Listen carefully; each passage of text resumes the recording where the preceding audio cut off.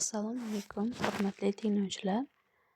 Mavzuyimiz aqliy rivojlanishda kamchiligi bor bolalar bilan olib boriladigan korreksion ishlar. Reja.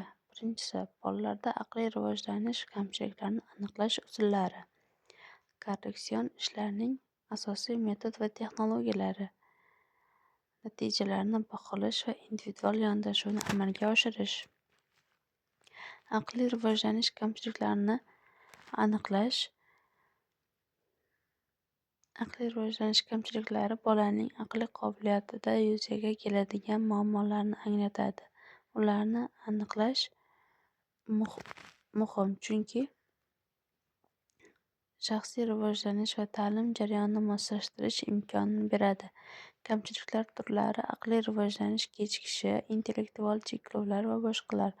Har bir tur uchun qisqacha ta'rif va misollar keltirish mumkin. Bu esa muammo va imkoniyatlarni yaxshiroq tushunishga yordam beradi. Kamchiliklarni aniqlash usullari. Psixologik testlar. Maqsad va turlari bilan bolaning aqliy qobiliyatlarini baholash uchun standart testlar qo'llaniladi. Observatsiya. Bolaning kundalik muhitda qanday ishlashini kuzatib, muomala va muammo hal qilish qobiliyatlarini anglatadi.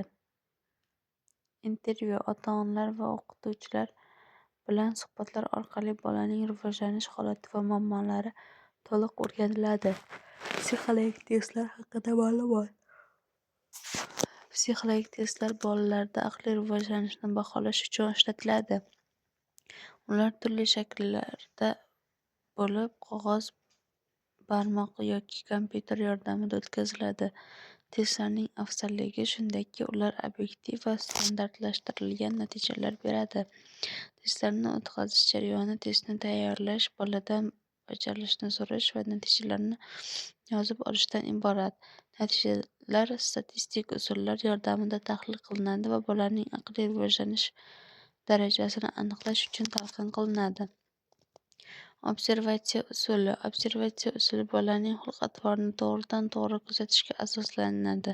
Bolaning harakatlari, ifodalari va muhit bilan munosabatlari kuzatilib, rivojlanish darajasini baholash mumkin. Kuzatishda obyektivlik muhim, shaxsiy taxminlar cheklanishi kerak. Natijalar xulq-atvor naqshlarini aniqlash va bolalar ehtiyojlarini baholash uchun ishlatiladi. Intervyu o'tkazishning asosiy qoidalari muhimdir. Ochiq va samimiy muloqot qilish, fikrlarni hurmat bilan qabul qilish, yozib olish va natijalarni tahlil qilish muhim ahamiyatga ega. Har doim yozib olish va natijalarni to'g'ri baholash muvaffaqiyatli intervyu uchun zarurdir. Kelajakda kamchiliklarni aniqlash strategiyalari. Yangi texnologiyalar, masalan, sun'iy intellekt va ma'lumotlarni tahlil yordamida kamchiliklarni erta aniqlash imkoniyati osonlashmoqda. O'qituvchilar va psixologlar uchun maxsus treninglar va seminarlar tashkil etiladi. Bu esa hamkorlikni kuchaytiradi va ota-onalar bilan ishlashda yangi yondashuvlar, masalan, individual maslahatlar va seminarlar orqali ularning ishtiroki va bilimlari oshiriladi.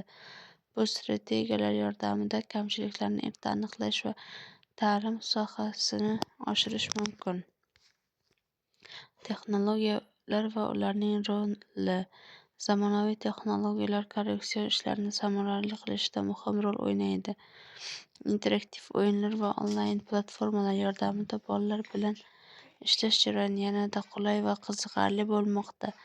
Masalan, interaktiv o'yinlar bolalarning qiziqishini oshiradi, onlayn platformalar esa individual yondashuvni ta'minlaydi.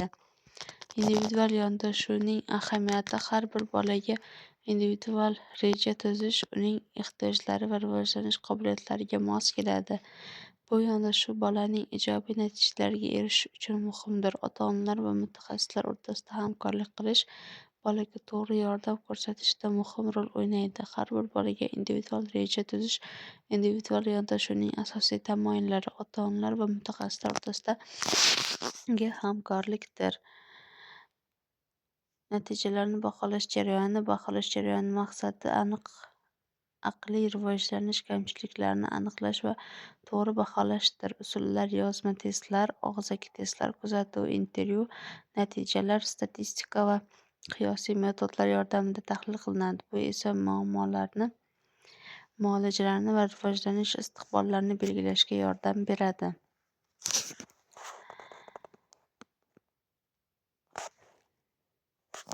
Mavzuyimiz shundan iborat edi. Mavzu bo'yicha xulosalar, muqobil tushunchalar va aniqlash usullari qisqacha yodda tutilishi kerak. Korreksiya ishlarining asosiy metodi va texnologiyalari muhim. O'qituvchilar, psixologlar va ota-onalar uchun strategiyalar muhim. Rivojlanish uchun kelajak istiqbollari va yangi yondashuvlar rivojlanmoqda. Muhim xulosa va ilhomlantiruvchi so'zlari bilan yakunlanadi.